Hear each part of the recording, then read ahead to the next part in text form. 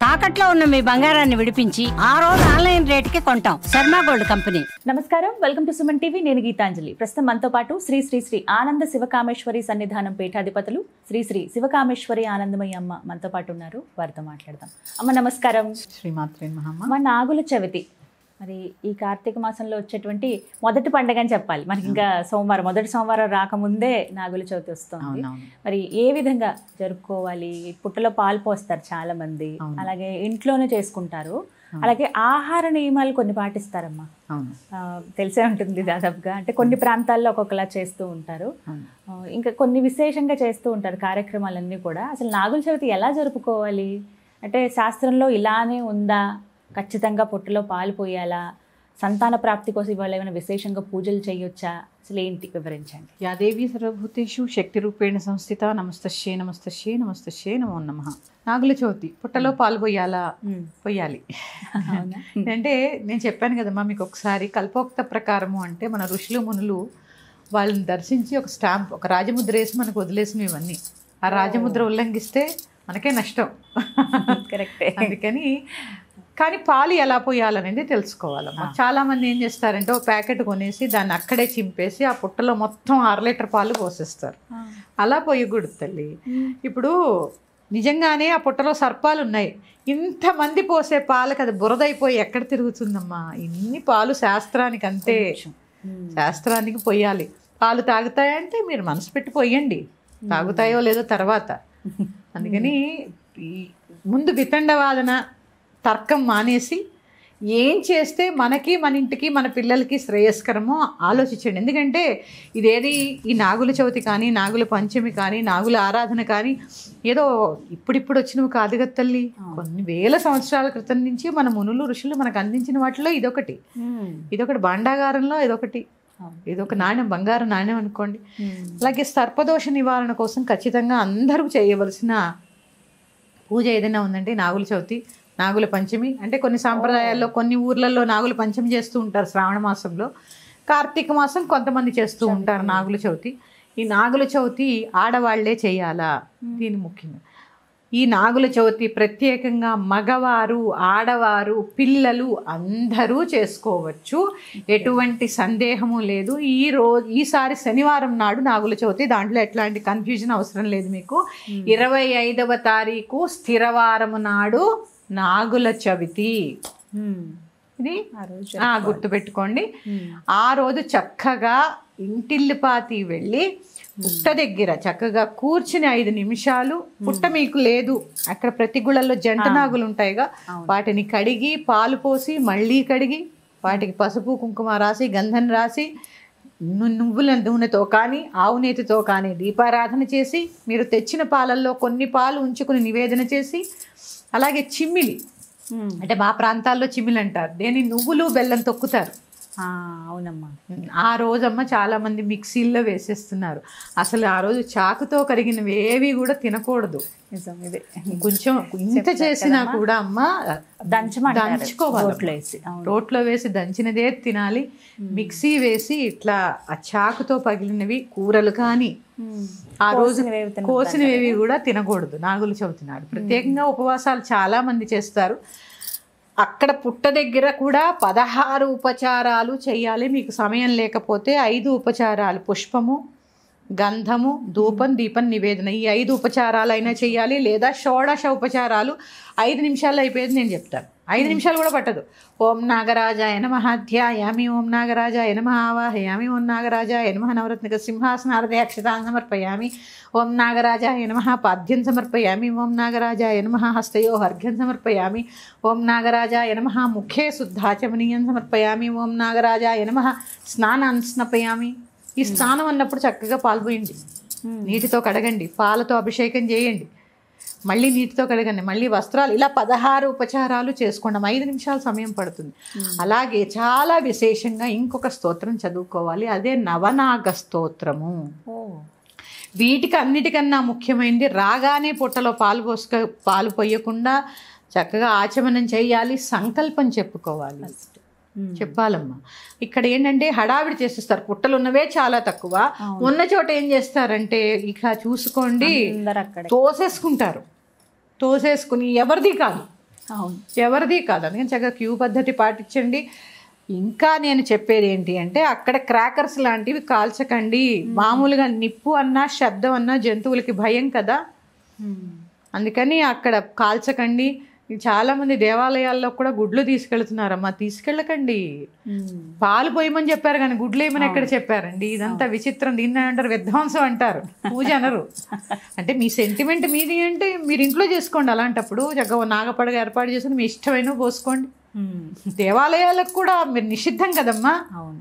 దేవాలయాల్లో దేవతలకి మాంసాహారము అలాగే ఈ గుడ్లు ఇవన్నీ నిషేధం కదా నివేదనకి. మరి మనం అక్కడికి పట్టుకెళ్తున్నామా? దేవాలయాల్లో పుట్ట ఒకటే ఉంటుందా? నాగేంద్రుడు ఒకటే ఉంటాడా? మిగిలిన దేవతలందరూ కూడా ఉంటారు కదా.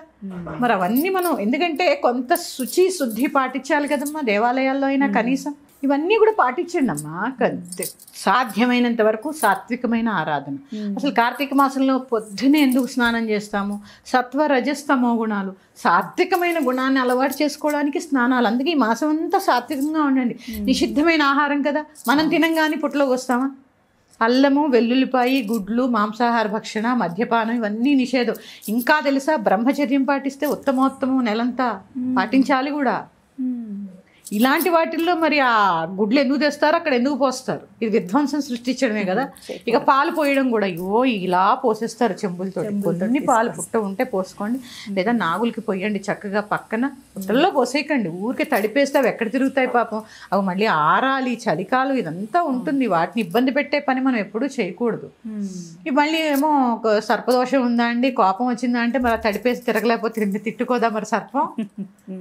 ఇంకా ఇదొక వర్షన్ అమ్మా. సెకండ్ వర్షన్ ఏంటి, పాములు పాలు తాగుతాయా? పాములు నిజంగా దేవుళ్ళు కాబట్టి నువ్వు ఉన్నది ఎక్కడ? పాతాళలోకం పైన. పాతాళలోకాన్ని పాలించేది నాగరాజే. ఆయన ఉన్నారు కాబట్టి పైన మనం ఉన్నాం. నేను సంతానాభివృద్ధి కలగాలంటే ఇంకా నేను చెప్తానమ్మా. అసలు శుక్రకణాలు ఎలా ఉంటాయమ్మా లోపల? సర్పాల చిన్న చిన్న చిన్న చిన్న సర్పాల్లా ఉంటాయి. మరి ఎందుకున్నాయి? మూలాధార చక్రంలో నాగు చుట్టుకుని పడుకుని స్వాదిష్టాన చక్రం దాకా ఎందుకుంది అంటే నాగులకి మనకి సంబంధం ఉంది, లేకపోలేదు. నాగలోకానికి, మనుష్యలోకానికి, పితృలోకానికి సంబంధాలు ఉన్నాయి. ఆ సంబంధ బాంధవ్యాలు మెరుగుపరుచుకునే వాటిల్లో భాగమే ఈ నాగుల చవితి. ఒక్కొక్క మంత్రాన్ని డీకోడ్ చేసుకుంటూ వెళ్తే ఎన్నో విషయాలు తెలుస్తాయి. ఇప్పుడు చేసుకునే సమయం లేదు కాబట్టి మనకి. పాలు పోయడము, సంకల్పం చెప్పుకోవడము, షోడశోపచారాలు చేయడము, క్షీరంతో అభిషేకం చేయడము, నివేదన చేయడము, ఆవునేతితో దీపారాధన చేయడము, ఇంకా ఆఖరిలో తెచ్చుకోవాల్సింది ఏంటి, పుట్టమన్ను. ఆ పుట్టమన్నుని చక్కగా చెవుకి ధరిస్తారమ్మా. ఇక్కడ ధరించడం వల్ల చిన్ని పిల్లలకి చెవుపోట్లు రావు, అలాగే చర్మ వ్యాధులు రాకుండా ఉంటాయి. అలాగే వివాహం కాని కన్యలకి, వివాహమైన పిల్లలకి, సంతానం కోరుకునేవారు ఆ పుట్టమన్ను నాభి దగ్గర మన ధరించడం ద్వారా ఏదైనా దోషాలుంటే తొలగి సంతానానికి మంచి అనువైనటువంటి కాలం వస్తుందన్నమాట ధరించడం. ఇది నేను ప్రాక్టికల్గా చెప్తున్నాను. పోయిన సంవత్సరం మన ఇంట్లో ఒకళ్ళకి నేను ఆ పుట్టమన్ను తెచ్చి గర్భానికి రాయడం జరిగింది. ఆ అమ్మాయి ఇప్పుడు డెలివరీకి ఉంది. సంతానం కోరి అంటే ఇది నేను అనుభవపూర్వకంగా చెప్తుంది. ఇంకా సంతానం లేని వారు ఆ పుట్టమన్నను కొద్దిగా తవ్వేయకండి అమ్మా, ఇంత చాలు, ప్రసాదం ఇంతే చాలు కదా మనకి. ఇంత కూడా అవసరం లే, ఇంత దాన్ని తడిపితే అందరూ చెవుకు పెట్టుకోండి, మగవాళ్ళు ఆడవాళ్ళు పెట్టుకొని. పిల్లలకు సంతానం కావాల్సిన వాళ్ళు వివాహానికి ఉన్న కన్యలందరికీ చక్కగా గర్భం దగ్గర చక్కగా బొట్టులాగా పెట్టుకుంటే ఎటువంటి దోషాలు ఉన్నా తొలగిపోతాయి. అలాగే నవనాగ స్తోత్రము, అనంతం వాసుకం శేషం పద్మనాభంచ కంబలం అని ఒక స్తోత్రం ఉంటుంది. అంటే నాగులు ఎన్ని రకాలు? 9 రకాల నాగులు. ఈ 9 రకాల నాగులకి ఆ నాగరాజులు. ఈ కలియుగంలో కూడా మనం చెప్పుకున్నాం ఒకసారి నలదమయంతుల కథలో కర్కోటకుడు గురించి. ఆ కర్కోటకుడు కూడా అందులో వస్తాడు. అంటే వీరందరి ద్వారా కూడా ఈ నాగబాధల నుంచి, సర్పబాధల నుంచి, అలాగే కలిబాధల నుంచి కూడా విముక్తి కలిగి సమస్తమైనటువంటి అడ్డంకులు తొలగి ఆ సర్పరాజు యొక్క అనుగ్రహం లభించి అన్నీ మంచిగా జరుగుతాయమ్మా. చక్కగా భక్తి శ్రద్ధలతో నిదానంగా ఆ చక్కగా పుట్ట దగ్గర పూజ చేసుకోండి. ఒక్క సందేహం, మరి ఆహారం ఏం తీసుకోవాలి ఆ రోజు? ఆ రోజు ఉపవాసం ఉంటారమ్మా. ఈ తొక్కినవి చిమ్మిలి చనివిడి చేస్తారు ఆ రోజు, అవి తీసుకుంటారు. లేని పక్షంలో చాకుతో కోసినవి కానీ కత్తిపీటతో తరిగినవి కానీ తినకుండా పూరి చేసుకోవచ్చు. కవ్వంతో చేసిన మజ్జిగ కూడా తినకూడదమ్మా ఆ రోజు. అవునా? పెరుగే తినాలి. మజ్జిగ తినొచ్చు, పెరుగు తినొచ్చు, కవ్వంతో చిలికిన మజ్జిగ తాగొద్దు. తాగొద్దు. అలాగే శుచి శుభ్రత, కాస్త మడి అంటే ఏం లేదమ్మా, అది ఇది అంటూ గింటూ అన్నీ కలిపేసుకోకుండా శుచిగా చక్కగా పాటించండి. ఆహార నియమాలంటే ఉపవాసం ఉండగలిగితే ఉండండి, లేదా పూరి చేసుకోండి, పాయసం చేసుకోండి, ఇవన్నీ కూడా చాక అవసరం తాగొచ్చు. పుట్లో పాలు పోస్తారు కదా, పాలు తాగొద్దు ఇంట్లో అంటే పాలు ప్రసాదంగా తీసుకోవాలి కదమ్మా. అవును, తీసుకోవాలి. అందుకే మరి అలా అంటే నువ్వుల్లో పాలు ఉండవు, నువ్వులు తొక్కుతుంటే కూడా నూనె పాలు అన్నీ వస్తాయి. అందుకని ఎక్కువ చాదస్తం పోకండి, ఊరికే మాడిపోకండి. చక్కగా శరీరాన్ని నిలబెట్టుకునేంత ఉపవాసం చెయ్యాలి. రాత్రి మాత్రం ఏమీ తినకూడదు అంటారు. మధ్యాహ్నం ఏం తిన్నా మధ్యాహ్నం వరకే, రాత్రి ఏది తినకూడదు అంటారు. ఉదయము రాత్రి వదిలేసి మధ్యాహ్న కాలంలో చక్కగా పళ్ళు తీసుకోవచ్చు, లేదా ఏదైనా జ్యూసు అట్లాంటివైనా తీసుకోండి. కటిక ఉపవాసాలు ఎప్పుడు కూడా మంచి. ఉపవాసం అంటే మళ్ళీ చెప్పాలంటే అదో పెద్ద ఎపిసోడ్ అయిపోతుంది, మళ్ళీ తెలుసుకుందాము. ఇలా నేను చెప్పినట్టుగా దాన్ని ఏమంటారు, సునాయాసంగా చక్కగా షోడశోపచార పూజ చేసుకుని సంకల్పం చెప్పుకొని ఈ నవనాగ స్తోత్రాన్ని చక్కగా పఠించి ఆ యొక్క స్వామివారి సుబ్రహ్మణ్యేశ్వరుడి యొక్క కృపకి పాత్రలు కాగలరు. మరొక అంశంతో మీ ముందుకు వస్తాను. శ్రీమాత్రే నమః. స్వస్తి. నమస్కారం.